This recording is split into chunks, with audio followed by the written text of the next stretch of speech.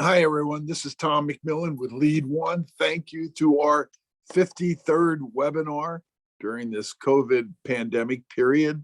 We have a very interesting program today, which is talking about Northern Illinois' program on diversity. And as we title this, an Athletic Department Practitioner's Guide, discussing the 2020 NCAA MOAA Diversity and Inclusion Award recipient and Northern Illinois Action Plan. As I said, this award recognizes and celebrates the incentives, policies, and practices of school and conference offices that embrace diversity and inclusion across intercollegiate athletics. And Northern Illinois has been a leader in this area, and we're going to talk about some of their initiatives and how they actually go about their decision-making with respect to hiring, education, and outreach. So before getting into the panelists and the moderator, I'm going to turn it to Hannah for some housekeeping items. Good afternoon, everyone. Thank you for joining us today. For those who have yet to join us for a lead webinar, I have a couple quick housekeeping items I'd like to get through. First and foremost, everyone other than panelists will remain in a listen-only mode for the entire discussion. If you would like to ask a question, there are a couple ways that you can do so. First would be to use the raise hand function. This will notify me to both recognize and unmute you individually. The second and by far the most popular way to ask the question will be to select that Q&A button or the chat button as it appears on the toolbar at the bottom of your screen. Clicking on this button will open a submit a question prompt for the attendee. Those questions will be read aloud as part of the formal Q&A session at the end of the discussion. Lastly, today's webinar is being recorded. All Lead One members will receive a copy of today's recording alongside a written recap via email within 24 hours of the webinar's conclusion. But with that, I will kick it back to you, Tom. Well, thank you, Hannah. And I'm going to go and introduce our panelists. First, our moderator is Dr. Edward Scott, is Deputy Athletics Director at University of Virginia, and he's the current MOAA president. I'm going to turn it over to him in just a second. Our panel is Sean Frazier, Vice President, Director of Athletics and Recreation, Northern Illinois. Sean worked with us as our co-chair of our DEI work group, and we produced a very, very comprehensive report. And Sean, thank you for your leadership on these issues. Monique Bernardi, who's Assistant Vice President, Academic Diversity, Equity, and Inclusion, Northern Illinois. Morgan Hooper, who is a student athlete, women's gymnastics at Northern Illinois, and Courtney Vincent, who's a Senior Associate Athletic Director, Sports Administration at Northern Illinois as well. So those are our distinguished panelists, and I will turn it over to our moderator, Ed. Thank you so much for being here today. Thank you, Tom, and on behalf of MOAA, we're excited to be here. I'd like to go ahead and just jump right in because we have about 40 minutes or so to get through a lot of important information, and I want to make sure we leave as much time for NIU to be able to unpack where they are today. So Sean, I'm going to start with you. I'd like to first talk about what DIG stands for. So not everyone may know that, and so could you explain what that is? And then talk a little bit about, I don't know if folks also know this is the second time that Northern Illinois has won the award, the MOAA NCAA Diversity Award. And so can you talk a little bit about the progress from the initial win to where you are today? Yeah, first off, thanks a lot, Dr. Scott. Appreciate you, appreciate MOAA, and obviously appreciate Lead One and Tom McMillan, his leadership. A lot of great times as it relates to our action plan and what the things that have gone on in the DEI space, and specifically belonging.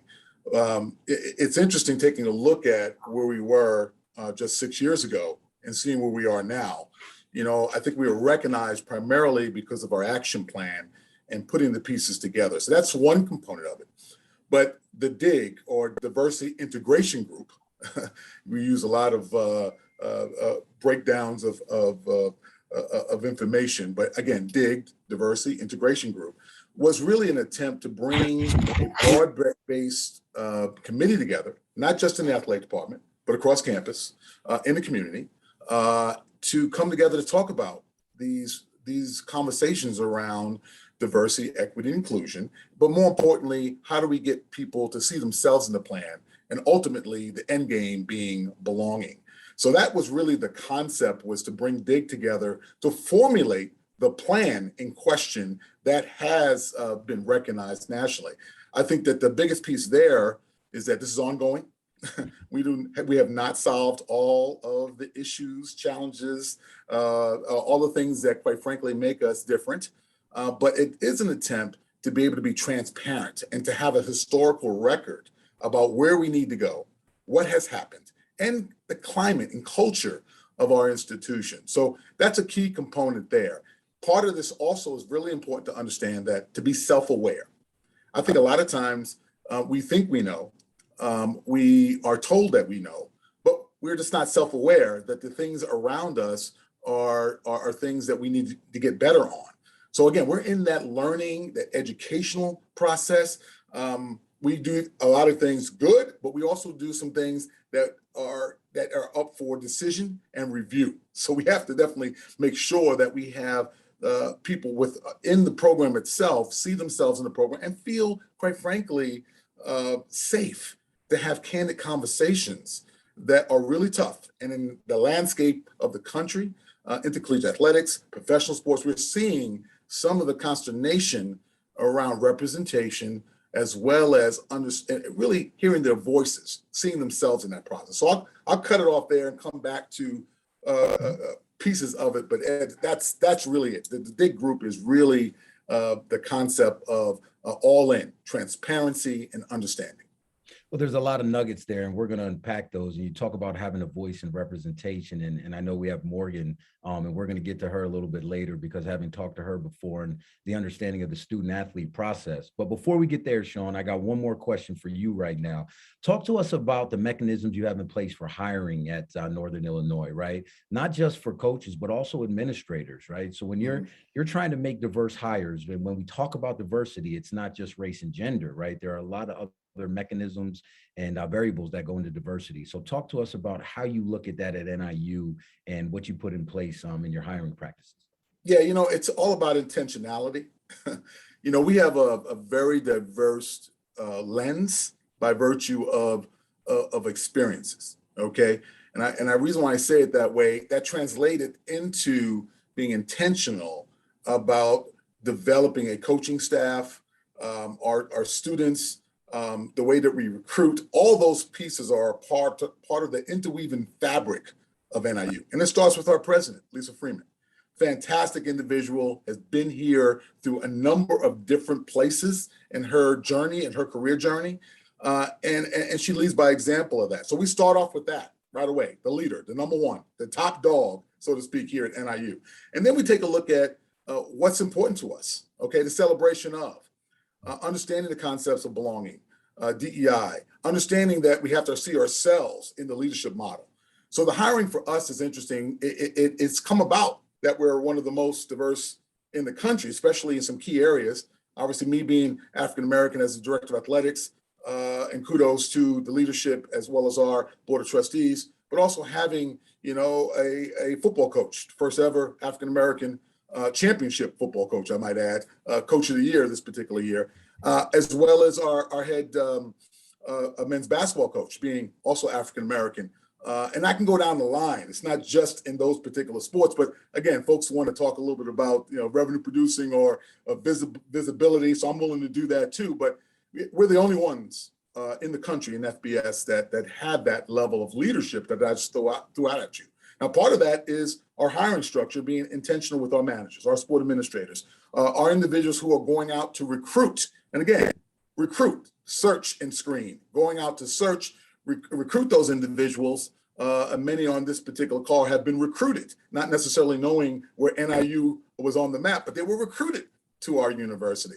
So the process of taking a look at that search in the Office of Human Resources, and to go through that process of recruitment and to make sure that our search committees are diverse and that they have representation, women and ethnic racial minorities.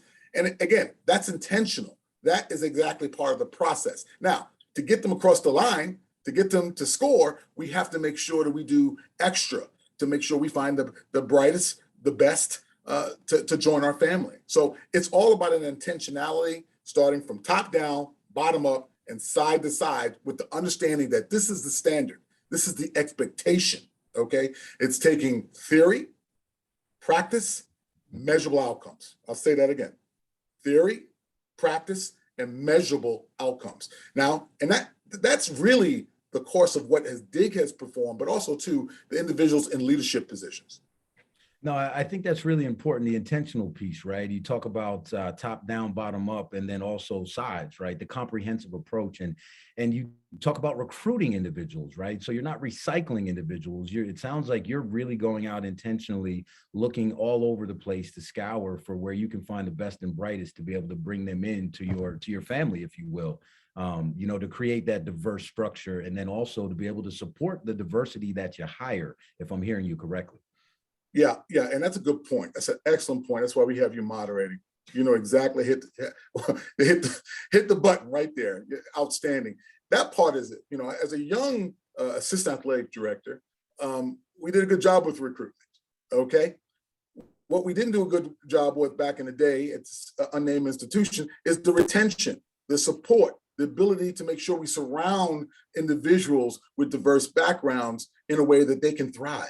And I think that's a real key component, because we can recruit, but if we don't have the services, the support, the understanding, the self-awareness to be able to cultivate them within the system itself. And I think that really separates us here at NIU, having those supports, because again, we're one component, one department, but our campus, and you're gonna hear from Mo, you're gonna hear from others from our campus, they're dynamite at this.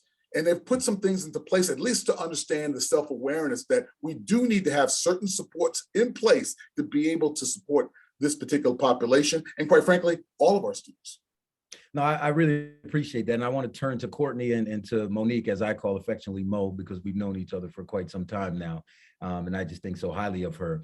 Courtney, can you talk a little bit about how you go about putting together a DEI plan and initiative within the athletic department, right? Because it doesn't always have to be driven by campus. Sometimes athletics is driving, right, this whole mechanism. And so can you talk a little bit about what that looks like from a senior administration standpoint within athletics and how you started that process? Yes. So as the chair of DIG, one of the first things that I did was looked at our plan from previous, and then we had to begin to create a new plan, but I wanted to bring some new energy to it. So in that, we looked at some people, looked at our cultural centers. We are very fortunate to have cultural centers on our campus, and asked for the directors to join us. We went through each phase of our plan, trying to figure out the different things that we wanted to focus on. One of the things that we recognized is that we had the leadership part, we had assessment, and we had education, we had marketing and branding, but we didn't have student athletes specifically outlined. And so as we brought everybody together and we talked about different things that our cultural centers are doing on campus and different things that they're doing for their students, we're like, okay, let's figure out how we're going to do this for our students. How can we incorporate this for our students? So as we put all the different people together, our thought process was, let's put everything out on the table. Let's break this thing down into a way where it's palatable for everyone, but also one of those things where when we dish it out, our coaches, our staffs, our student athletes, the people on campus can appreciate it and can join it. Courtney, tell me a little bit more about the response from campus when you use such an inclusive approach, right? Because it sounds very inclusive. Again, Sean's word, intentionality. But how did you see campus respond? Because I think that's often something that, in athletics that we have to think about, right? How do we show up to campus outside of the competition and the day-to-day work? This is something extra. So can you talk a little bit about how that process worked for you? Campus was awesome. Monique, and particularly before I even got started, reached out and was like, okay, we're going to do this. We're going to make sure that you're supported. And really just from day one, when we got into the nitty gritty, we were able to have those tough conversations that Sean alluded to. And understand that everybody may not be in the same space at the same time, but we're going to get there. We're okay with having those difficult conversations. We're okay with bringing different perspectives to the table and making sure everybody feels heard, making sure we're taking into consideration everybody's perspectives, but also understanding that we have a goal here in supporting our student athletes and supporting our students on campus, period. So for us, like that, the ability to have campus to be so supportive in this, it's been an awesome experience. That's great. And that's a good segue into Mo. And I don't know if everybody knows that Monique has extensive experience in athletics as well as being on the other side of campus, right? So Mo, your perspective, I think, is really unique in this type of process, right? So can you talk about the alignment piece, Mo, from campus and what that looks like and where that starts? Because sometimes we think initiatives start from the top down, and that's not always the case. And I know you're one to drive certain initiatives when you're passionate about it. So can you tell us a little bit about from the other side of campus what that might look like? Sure. We're fortunate that we have a top-down structure. I can't say that we always, just being really transparent, that we always had that. We didn't necessarily have people that were against it, but some of it is cultural competence, understanding, and education is one of the things institutionally that we're focused on. Like Sean said, we've done some great things. We've received some wonderful accolades, but we still have room for growth. And so one of the things that I've always been clear on is that most movements start from grassroots levels. Someone has a passion for it. You find somebody else that has a passion for it. And that was one of the things that was easily recognizable when Courtney first came aboard. I reached out, it's kind of my personality. I have a background in athletics. I still love it. And Courtney was so passionate and so, exciting. And Courtney does an exceptional job of listening to learn. I've seen Courtney operating with students that way. So that piece was easy. What I think many of us take for granted, because when I worked in athletics, we were doing some good things and getting some recognition. And, I had peers that said, well, how do you do that? I said, you just ask. When you're athletics, people want to work with athletics. And, unfortunately or fortunately, however you want to look at it, is athletics is operated almost like an island on most campuses, right? You don't have a prime real estate because you take up so much real estate. So it's usually on the outskirts of campus. So you've got to build bridges from that island. Even though athletics is the front porch of the institution, the front porch is just moved away from the home a little bit. And so you have to build those bridges. And so you just reach out to the most natural areas first, whatever that is, whatever fit that is. It could be cultural centers, it could be counseling area. We reached out in lots of different areas. When I was in athletics, I was responsible first for academics. Fortunately, I had an academic advising background. So the first thing I did was meet with the people that were responsible and said, what can we do better?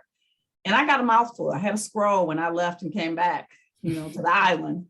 But we started working on it. We changed some policies. We, said initially to coaches, do not call anyone on the academic side, but you can go check classes and say hello to professors. And so that's how we started building that relationship. Because of course the professors are going to call the coaches. Now they could call, but we asked it not go the other direction initially. So we just started building like that and trying to maintain and sustain the relationships, trying to give more than we ask for. And sometimes that's a challenge because people always ask athletics. You have t-shirts, you have tickets, so we actually became even more cognizant of how we did that. We invited people to games. We invited those that were great supporters. And we invited those that did not support us at all, did not support our student athletes, weren't always the best in the classroom because they didn't understand their lives. And then we did a day in a life of a student athlete, invited some of those people in.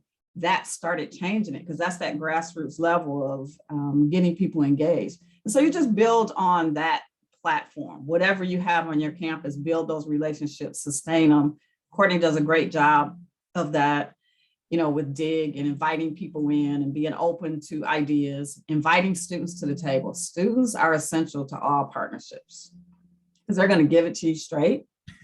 They're not going to hold back. Morgan is one of those. You want those voices at the table, but you got to be ready to listen, to learn, and then to shift to make sure that you're addressing. Because if you don't address the concerns that arise and maintain the strengths that you have, I call it strengths in areas of growth. If you don't address both of those, you're done. Students do not give you time. We say, well, institutionally, it takes us a little time. I met with students that said, that was a fast response, 2.5 days, 10 meetings, 12 people. And they said, nope. I said, okay, what did you need? We needed to know the same day 2 things. 1, you knew about this incident, and 2, you cared. So we had to shift. I said, you don't need all the details? No, give it to us later. Because, our lens was incorrect with what they needed because it was what we needed. And so having students at the table is essential to success. That's awesome, man. And trust me, I'm a student-centered leader, and I always have been in MOAA. As you know, I've come up through academics to get where I am. And Morgan, I'm saving you for last. So you stay there and stay tuned, because I'm going to give you a heck of a platform to really talk about how you activated and what the students have done. I want to switch quickly to assessment. Talk to me a little bit about how important the assessment is for staff, for coaches, and student athletes. Sean, why don't you take the first stab, and then we'll go around the Zoom room a little bit and learn from others. Yeah, no, I think it's really important. I talked about the historical record component, right? And that's scary. Anytime you put things down on paper and be transparent, people are going to hold you accountable for the historical record, right? So that's the first step. And actually, that's where the courage, that's where the intentionality, that's where the leadership comes from. So I think that that's a critical point. You got to start someplace. Not everybody is at a level where they can transform hiring practices, the way that they interact, or what have you, right, from a cultural standpoint. But it's really important to be able to take that first step with the plan. So from assessment standpoint, whatever you do, it's important to take a look at the goals, the objectives. Obviously, taking climate surveys or culture surveys about what's going on within your department or on campus. You could piggyback off of a lot of this stuff from what campus is already doing. I definitely recommend that. But at the end of the day, the assessment side of this is about putting your plan into place and then coming back to your plan, either on an annual, semi-annual basis, and being transparent with that level of communication, not only with your department, but externally, okay? I think that's a real big component for both your staff, your coaches, your scholar athletes, all the folks that, quite frankly, are users in your organization. But it starts with that first step of putting something down on paper and holding yourself and others accountable for that. So that's that first part of that. So I'll shut up there and then pass it to Courtney and to others, quite frankly, to talk a little bit about what we've specifically done within the plan. Yeah, before I kick it over, you said something that I think is really important. So you just didn't put the plan on the shelf like sometimes we do with strategic plans, right? And we all have them. And if they're not living documents, then what I'm hearing you say is they don't really work. And so you constantly, it's like a game plan in football, basketball, you pick the sport, you got to come back to it. You got to adjust on the fly. You got to continually assess. Would that be accurate, Sean, a characterization of what you've done? Yeah, there's no question about it. I think it's really important that at the end of the day, we have to move beyond stickers and patches and words and slogans. I like them. I really do. I enjoy all of that. I think that's really important for us to keep the consciousness and the conversation going. But the reality is that we have to address the issues at hand. And it does take courageous leadership, period, to be able to address this in a candid way, but also too in an educational way, so we can create that shared agenda. So I think it's important you take that first step and then come back to it. There's a lot of things that we have not accomplished that we wanted to accomplish within our plan. We had to pivot during the whole George Floyd and the issues around that, the civil and social unrest. We couldn't just go back, we got a plan. We're going to stick to that plan. No, we're going to adapt. We're going to be like water. We're going to adjust the way things are and adapt to the situation, and then put it out there that, you know what, we had this going on. We're going to pivot to do this, and we're going to make sure we lead by example. So that's a key component of that. Real key. So Courtney, can you talk to us about any metrics that you use to assess, right? We talked about how important it is, but what variables are you assessing? Is it hiring? Is it, what can you tell us about how you're assessing your plan and the actual variables you're using? We are assessing our climate, to be perfectly honest. It's how we are living every day. So part of it is we ask about your identity. We ask about your staffing level. We ask about, exactly where are you at from an environment standpoint? Are you comfortable in your environment? Are there things that you want to make us aware of? Tell us about our areas of strength. Let us know the areas that we need to grow in. And what we do is we'll take that information and we'll create our educational plan from that. So a lot of times when we talk about like the different education pieces that we have within the department, whether it be for staff or student athletes, it came from the assessment. Even from a student athlete standpoint, we took a different direction with their surveys, the basic student athlete surveys, but we added that diversity, equity, inclusion piece in there so they can tell us exactly how their environments are, and they can let us know whether there's some things that, they would like to see improvement in. And one of the things that I did this year is I actually ran all the assessment questions by our Student Athlete Diversity and Inclusion Committee to make sure that they were comfortable with the questions that we were asking. Or do I need to ask a little bit, like, do I need to dig a little bit deeper, or do you think that this is good enough? Morgan, tell us about the role the student athletes play in the assessment, and how important is that for you as an end user, right? If as a diverse person, if you're looking around and you want to see people that look like you or come from places that you do, what's that process like for you as a student athlete to have a voice in the assessment, and how important is that? I think it's awesome that they look at us for advice and how we can improve. Of course, we're the ones living in this situation of the campus, and we're going to the classes and we're competing and we're doing all this. So the fact that they actually reach out to us and ask us our opinion means that we actually matter to the whole university as a whole. And of course, it's a top-down approach in the sense of like they're handing out the surveys, but at the end of the day, we're the ones able to adjust it if need be and actually give us our true peace of mind. And you see changes made if you do have a concern or a question. And I think that's the most important thing, is that you don't just say it, they actually implement it, or they ask you, and it's a collaboration of how can we improve. So I think that's a really big thing. Yeah, walking the walk, not just talking the talk. Exactly. There, and we know Fraser's good for that.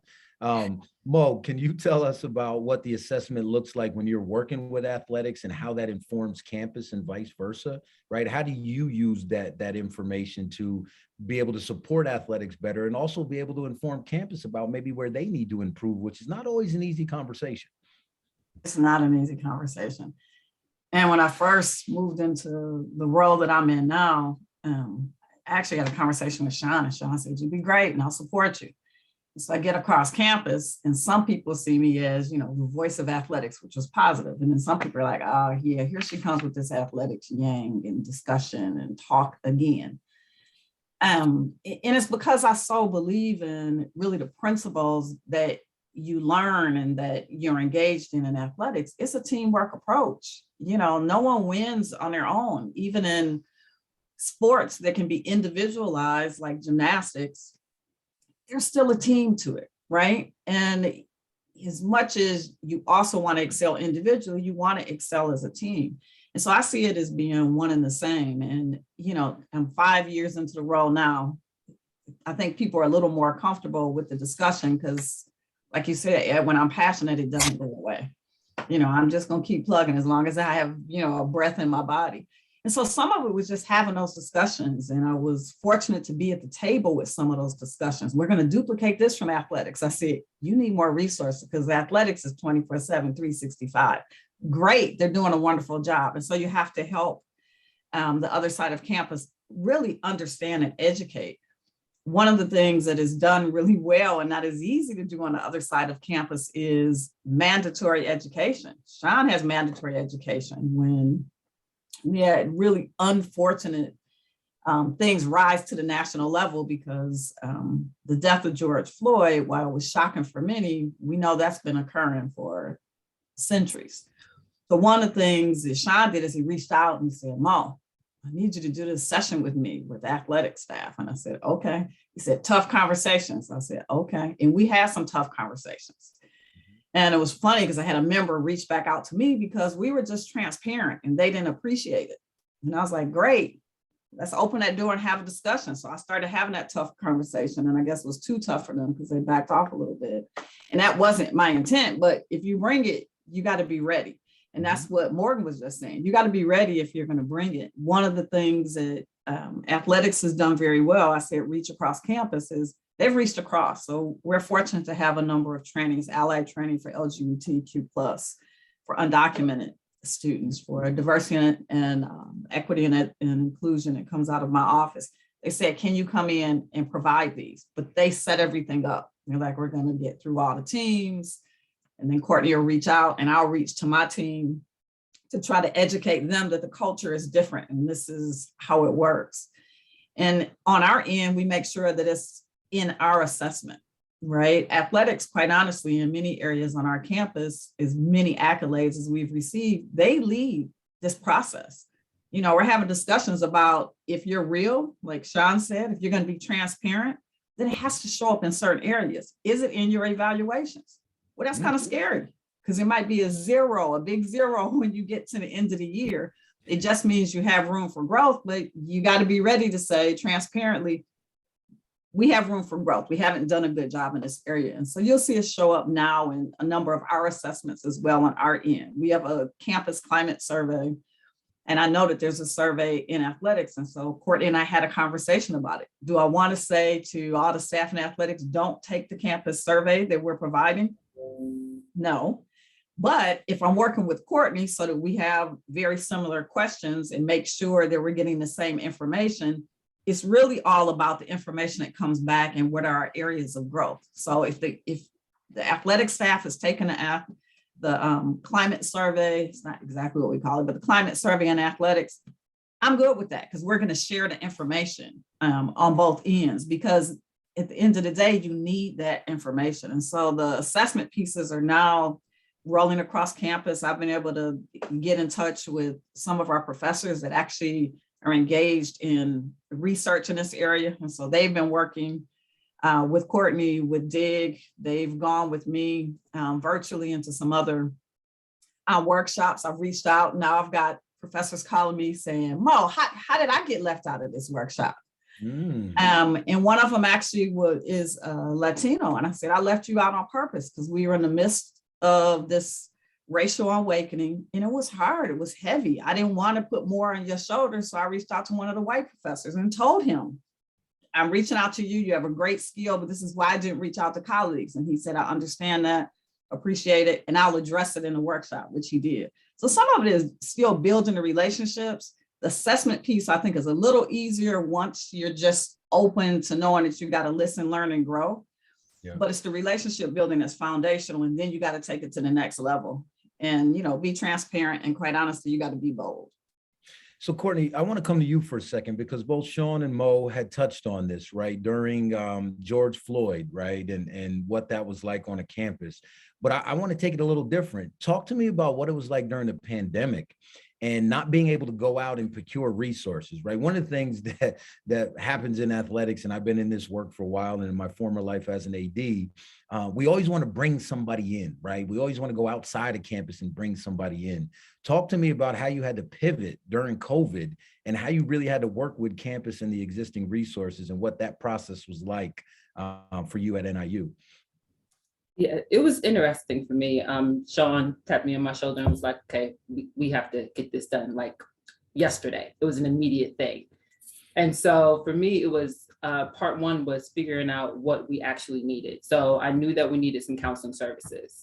I knew that we needed some educational components, but I didn't know exactly the direction I needed to go, and particularly with our student athletes. But I also knew that I needed to do something specific with our coaches and staff, because honestly, everybody's not in the same space. We all come from different places.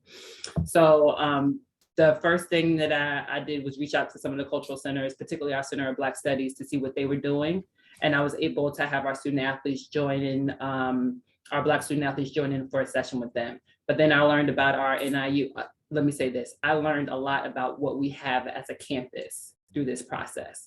So we have a NIU Counseling Community Center. So I was able to reach out to them and be able to do some group trainings with all of our student athletes just to see where they are, making sure that they're okay from an overall standpoint. But another thing that I did was I had a focus group with a few of our student athletes just to see where, like, what are their thought processes in this? And that was the most eye-opening conversation of all of it, because what I realized is that I had student athletes that said, like, literally, I have no idea how we got here. I no clue, had no historical knowledge of what was going on at all. And watching basically the country blow up in their face in a way that they just didn't know. And then I had other student athletes that had, they understood. They didn't understand the depth, but they understood what was happening. So being able to take that information and be able to reach out to some of our history professors to be able to do educational sessions with our student athletes. And we did that all virtually. Mm-hmm.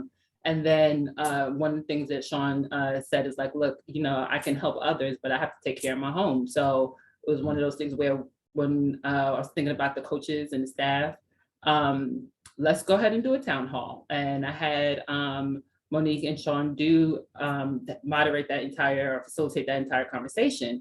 And we started from the basics. Like we talked about microaggressions. We talked about like understanding that nobody here is the reason why we're in this specific space, but we can come together and figure this thing out together to make sure that we are holding it together for not only for ourselves, but also for our student athletes.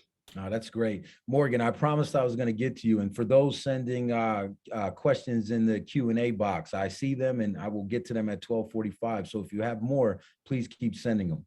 Morgan, I want to turn to you now. I want to give you the platform for a little bit because to me, I think this is really, really important. So talk about how do you start to get student athletes together who come from different parts of the country, different parts of the world, because we have a lot of international student athletes nowadays.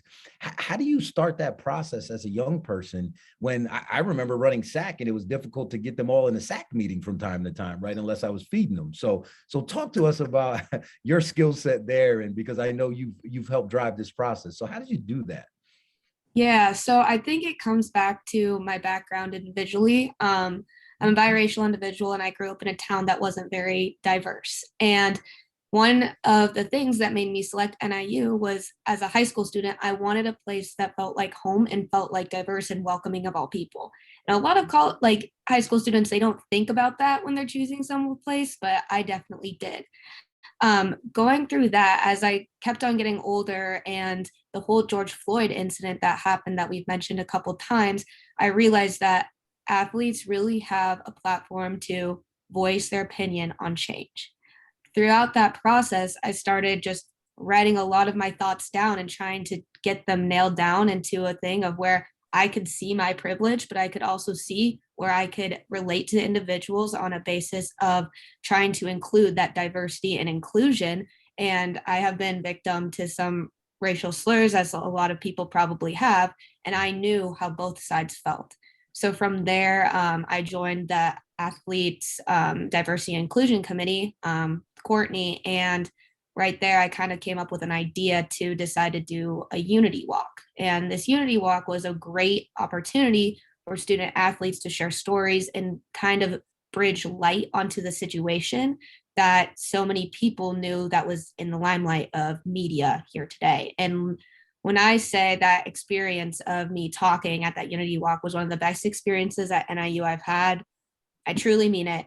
The opportunity I had to share my story and to try and relate with other people about the problems that are going on and how we all come from different cultures, but we can still kind of come together. That's something that I really wanted to share and show. And so after that, I really just kept on going on this upward tick of really wanting to use my voice for change. And I mean, it's scary at first. Like, not everyone's going to agree with you or agree with that diversity inclusion is something that needed to be put on a pedestal and needs to be talked about and needs to be implemented into universities and high schools and companies and everything. But as long as you just start, it just makes that way easier to continue, and it makes you feel more confident that what you're sharing is actually providing a purpose. So that's kind of how I got started into it.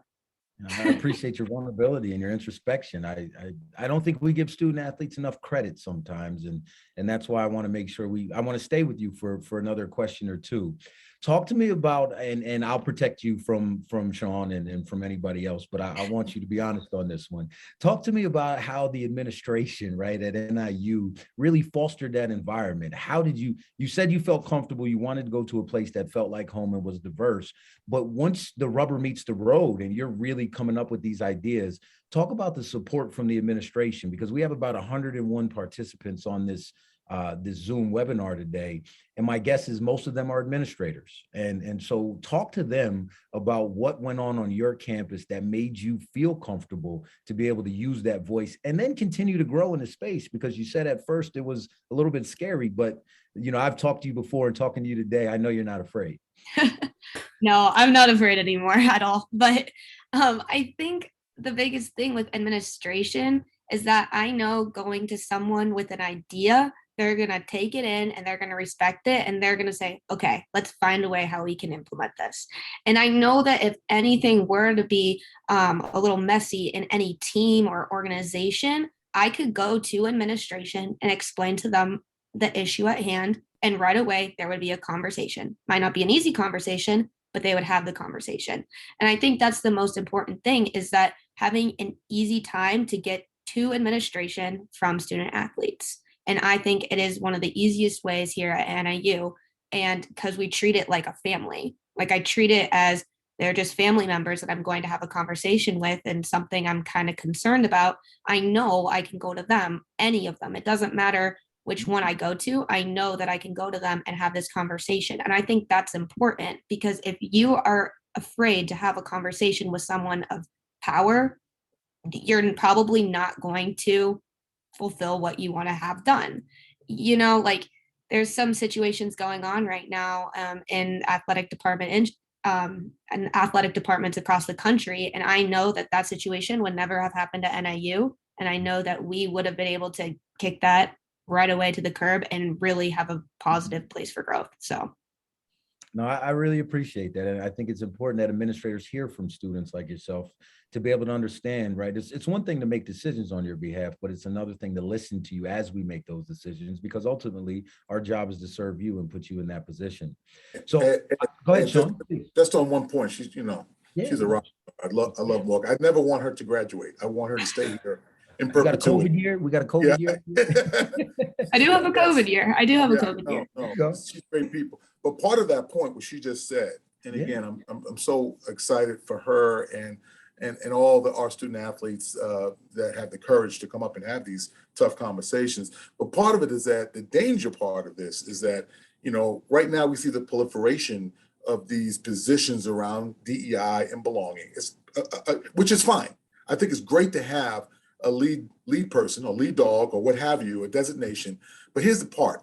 You run the risk of it being performative if you do not act. Let me say it again. You run the risk for it to be performative and not intentional or a particular outcome that moves the agenda if you do not engage the conversation and have some outcomes that can be pointed to once it's complete. So it's a key component. So it's on the clock. Morgan comes to me, Team X comes to me, nothing gets done.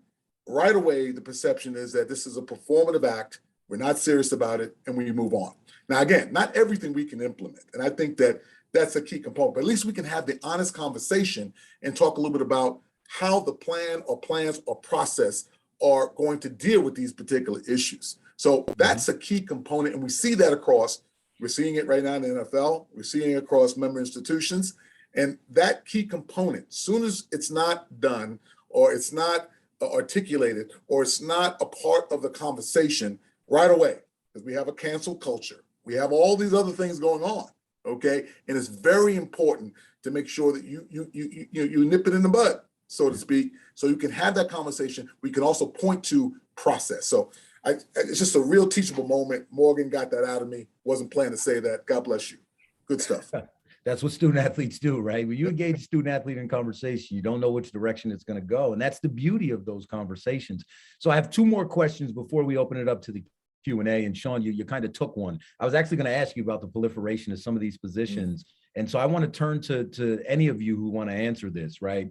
We have the ADID, and Sean, you know I'm working behind the scenes on this senior minority administrator designation, and to make sure if it does happen, it's done the right way and those kind of things. But I think about compliance, right? And I think about a shared responsibility. Any one of you, can you talk to the shared responsibility as far as diversity, equity, and inclusion? Because it shouldn't just fall on one position. And so I'd like to hear from you all, because you've been successful in this space, how it's a shared responsibility. I can talk from it, just coming from a compliance background. I think the biggest part in this is, as we are having these diversity, equity, and inclusion conversations, trying to get to that place where we're in a true belonging space, is ensuring that you're having those conversations as a senior staff, making sure you're having those conversations in your middle management area, making sure you're having those conversations with entry level and our student athletes. So everybody understands that they're part of the puzzle. A part of the reason that those climate surveys are so important is that is a way to contribute. At the end of the day, that is us taking your opinion and figuring out, okay, how do we make this a little bit better? But to Morgan's point earlier, she knows now that, yes, I the person that's over our student athlete diversity, equity, inclusion committee. And yes, I'm the chair of DIG, but she knows that she has an issue. She can go to her sport administrator, who's not me. She knows that she can go to Sean. She knows, like, and it's not only her, our student athletes know there are multiple places where they can go if they have an issue in this specific space. Will it get to me at some point? Absolutely. Will we work together to get to where we need to be? Absolutely. But a part of it to me is understanding, everybody understanding, just in terms of how we talk about it, that this is a shared responsibility based on how Sean has it outlined in our department. I really appreciate that, because my fear is, and I've talked to Sean about this, we have several conversations offline about this, is that what's going to happen is, as these positions continue to pop up, that all the responsibility falls on one individual. And I just don't think that's something that's possible if you're really trying to create an inclusive environment. It's going to be everybody's responsibility to do that. So last question, because we do have some questions in the Q&A. Sean, I'll start with you on this. You've won the award twice. You're doing a great job, right? You have some measurables. What's next? Well, I mean, where do you go from here, and how do you keep this thing going? Yeah, see, this is where the part where, you know, I'm not able to answer your question, because at the end of the day, it's always ongoing. This is something that is bigger than, obviously, member institutions, athletic departments. This is a part of our societal climate, okay? We're dealing with race and the consciousness around that for eons. I think Mo talked about that. I just think that right now we just have to be nimble, all right? There's no substitute for daily preparation. Again, there's no substitute for daily preparation. We always have to make sure that we have an ongoing conversation, discourse on these particular issues, which are life issues, because we're basically educators. So none of this is an end game. Yes, we want the end game for us to have belongingness. We want to make sure that our DEI and all of our teachings are paid attention to. But what's next for us is to do it even better. We have holes in our plan. We know what those holes are, because we are very, very transparent with ourselves, and we're self-aware. We also understand that other institutions have not dealt with this issue, which again affects us, going back to the performative situation where people don't believe because they don't trust, because they haven't been in our system long enough. And we're constantly having a new young crop of great young leaders like Morgan coming in and finding themselves, okay, for their pathway to citizenship. So it's very important that we keep it fresh, keep it real. I may be an old man here, but I've got young children, and all of my over 400 something student athletes, I see them as my kids. I say that on the front end. And I think it's really important for me to be able to be connected and have a pulse and open myself and be vulnerable to these issues, okay? Because no one's perfect.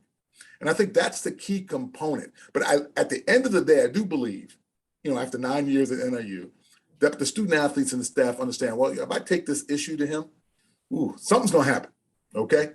Good, bad, or ugly. Something's going to happen, because at the end of the day, we have a system where many people share that responsibility. So what's next for us is to keep on keeping it fresh, keeping people honest, have intentionality, and then, quite frankly, be a tool of education. What we have here in the DIG plan is a replicable situation. You can take this and modify what we have to any institution or organization. You just have to have the commitment, the top-down approach, and quite frankly, the accountability to make it happen. And I think that is the answer, Sean, right? And, you know, I'm always willing to push back on you where necessary. And in this case, that is the answer. It's ongoing, right? You don't know where it's going to go next, because it's an ever evolving space. And we have to be nimble, flexible, and willing to adapt in the space to be able to put the people in position that we serve to be successful. And that's a great answer. All right, so let's switch quickly, because we got about 10 minutes left and we still got a lot of participants on, and I want to make sure we get to their questions. So the first question, we touched on it briefly, but someone has asked, anonymous attendee has asked, what do you use as measurable outcomes? You talked about the climate survey. What do you do with that information? Do you quantify it? You know, can you talk a little bit about that? Courtney, I'll kick this one to you, since you're the one doing a lot of the legwork. A lot of it is that's how we assess education. It's how we make sure that we are addressing the issues that our staff are bringing up, the things that are areas of growth. So like, for instance, when George Floyd stuff happened, we had our regular climate survey. And so we had some questions regarding social justice, just, what are you looking for? What do you think that we need from a department standpoint? What do you think our student athletes need? And a lot of what came out of that for us is understanding that coaches as a whole, everybody comes from different places in the world, in the country. They all don't, from an educational standpoint, all don't per se get it.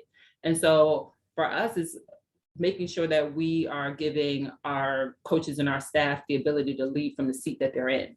So in having those conversations and having that town hall with Monique and Sean moderating, we were able to get that message out, talk about microaggressions, talk about being an ally, being an accomplice, talking about, just what silence actually means. So that's how we take that, like we are able to take the answers from the assessment and actually put it into real action and measure it from there. Okay, so how was that particular session? What did you get out of it? And so we're able to continue to build from there.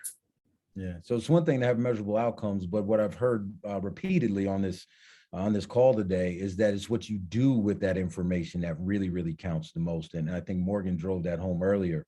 So we have another question. Mo, I want to turn to you on this from Joy Thomas. Being at a university that has not always done a good job potentially with inclusion, right? And we know there are some universities throughout the country that haven't. How do you start to rebuild or simply build the trust so that folks, being coaches, staff, and student athletes, can be comfortable and honest like Morgan has been and like you all have been today? Where's that starting point for you, Mo? What advice would you give folks to start that conversation and build the trust? That's a great question. I was sitting here thinking, because I was in a meeting, and quite honestly, I was overwhelmed because I didn't realize the breadth of information it was going to come. So I called one of my staff members right after it because we were both in it. I said, were you pleasantly surprised that we're part of this and overwhelmed with all the information? And they kind of took a breath and said, yeah. I think they're surprised I said it because I was like, good, how did I not know all this information? And so some of it is, first of all, give yourself grace. I have learned that over the time. Give yourself, it's okay. Like we started somewhere. As I was hearing Courtney talk about assessment, I remember when we didn't have an assessment tool. We didn't have a climate survey. That came in when Sean came in. And so start from where you are. Do you have exit interviews? You evaluate your students? Can you slowly nudge people to share those? Because usually, they come in, if they're negative, they get buried somewhere. And so some of it is what we talked about earlier, those partnerships. Build those partnerships, invest in the partnerships. Doesn't have to be in athletics. Go across campus, find an ally. I've done that before. I worked for an institution, not in athletics. And I was the only administrator of color. I was like, oh, shoot. And it was real conservative. They thought I was because I interviewed quite conservatively to get in the door so I can make some change. But then I went across campus and I said, look, do you have like a group of people that work on diversity? And they said, yes. You want to be on it? Because they considered that I was at a higher level. And I was like, this is not what it's all about. It's all about allyship and being able to show up and be my authentic self. And so that's really the end goal of everything that we do. Are people being able to show up and be their authentic selves? So do you have people in athletics you can talk to? It might be one other staff member, one other coach. There are people across campus. Find them, have conversations, invite them to a virtual meeting, just talk and just start to build little by little. That's quite honestly what I did because I just believe in collaborations. And then Sean came aboard and it was easy because he came aboard, Sean came in like a freight train with, a high wind behind it. And I was pleasantly surprised. And so he came in and helped lead a diversity effort. Timing is everything. And I believe spiritually things happen. So build on what you have. Give yourself grace. Don't worry about having the program we have because you'll get there, but you can't start there. It happens we have a top down. We didn't always have a top down. It was grassroots. Some days I felt like E.T. in a room because I'm like, I must look different by the way people are responding. But I felt so strongly about it. I was like, well, I'm just going to stand. And then I found people would stand with me and they weren't initially always in athletics because some of them, quite honestly, were just afraid to step up because I found later they were there. And so I would just say, start from where you are, find your allies, move by what, you feel moved to do. It might be talking to the counseling department because your student athletes need support. It might be talking to a cultural center director, just trying to build a relationship first, then you build the programs. And I'm willing to have conversations in great detail about your institutions without sharing any information about your institution if you want. I can be transparent and confidential. But I think you start from where you are. Trust comes over time. Trust comes because people see that you're doing what you say. I like that. Start where you are, find your allies, and start to build the trust. You know, AD friend of mine at Air Force, Nathan Pine, once said a quote that sticks with me. Trust is built in nickels and dimes, but it's spent in $100 bills, right? When you think about how long it takes to make $100, right, with nickels and dimes and how fast you can lose it, it's always given me perspective. So this next question, we got 3 more, and I think we got enough time to get through them.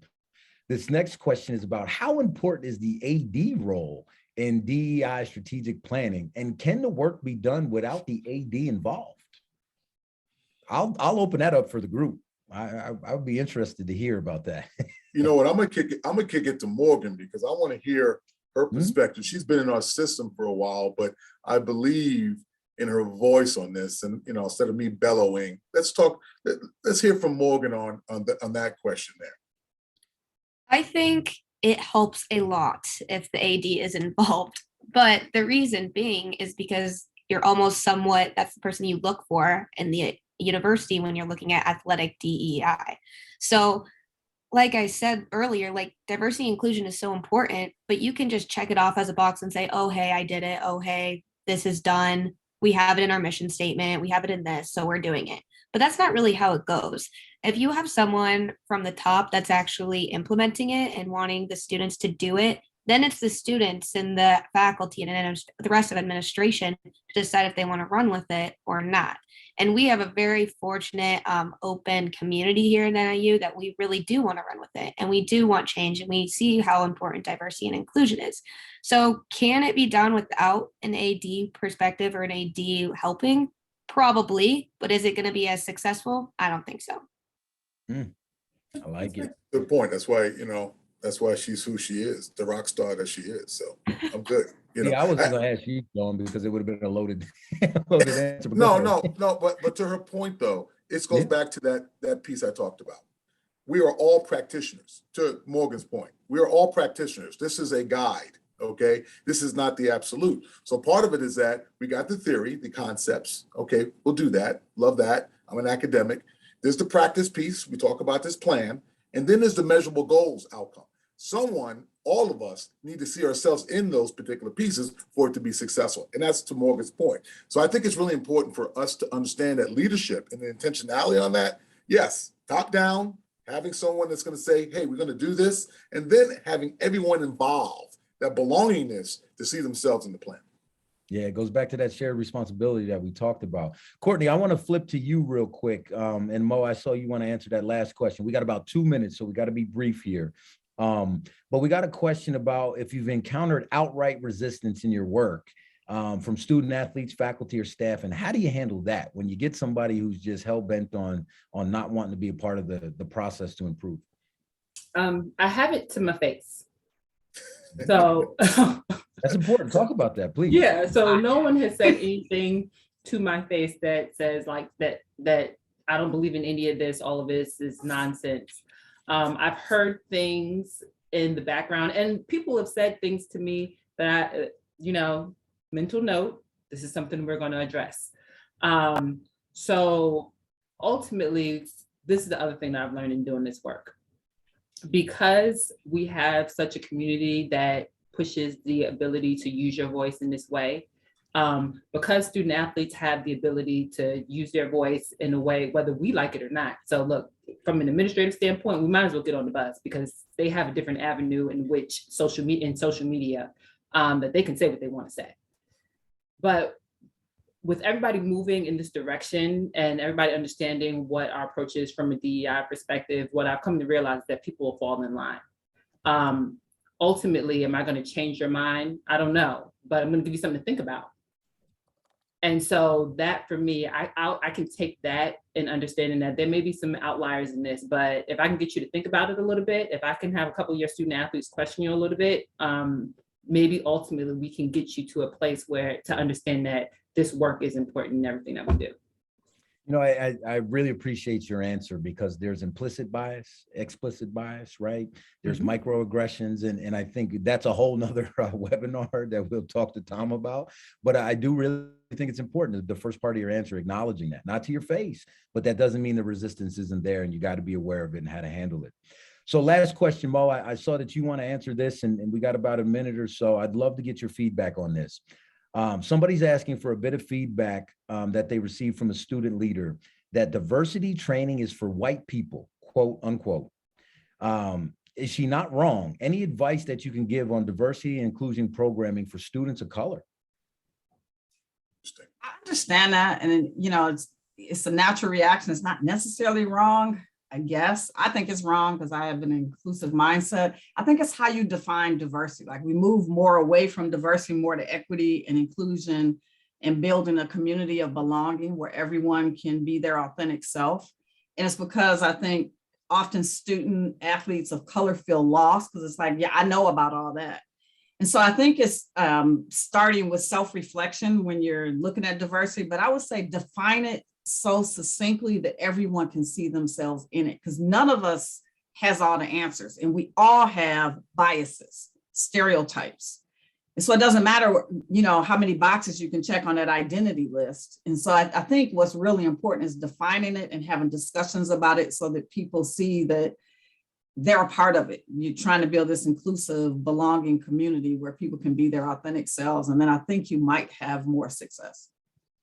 I really like that. I think it's a very thoughtful approach that might help practitioners who are in a space where sometimes we, as people of color, because we all are on this call, are people of color, we don't have it all figured out, right? Just because we're a person of color doesn't mean we understand diversity, equity, inclusion, you know, better than everybody else. And I think that's really important. So before I kick it to Hannah, I'd just like to say thank you all at NIU for your work. As the president of MOAA, Sean knows how important this is to me. You are an example for departments across the country, right, on how to do this, how to start anywhere, but also to be honest and transparent about it, because what we've heard today is even though you've won the award, you don't have it all figured out. And we can all improve in this space. And that's the one thing that I'm definitely taking away, in addition to making sure you have the student athlete's voice, Morgan. I think you did a phenomenal job representing all your peers across the country today. So on behalf of MOAA, thank you. I appreciate you, and we appreciate the work that you're doing at Northern Illinois University. Hannah, Tom, I'd like to kick it back to you for any last comments before we conclude. Sure thing. We'd like to echo everything that was said. Thank you to Ed for moderating this afternoon. Thank you to all of you at Northern Illinois. You all are leading the way in this effort. We appreciate your collaboration with us as an association, our continued efforts. Don't let this be the last conversation. We'll make sure that this continues moving forward as well. So with that, I'm going to go ahead and close this up. Thank you all for joining us. You can expect a recap within the next 24 hours. Appreciate you. Thank you. Thank you all.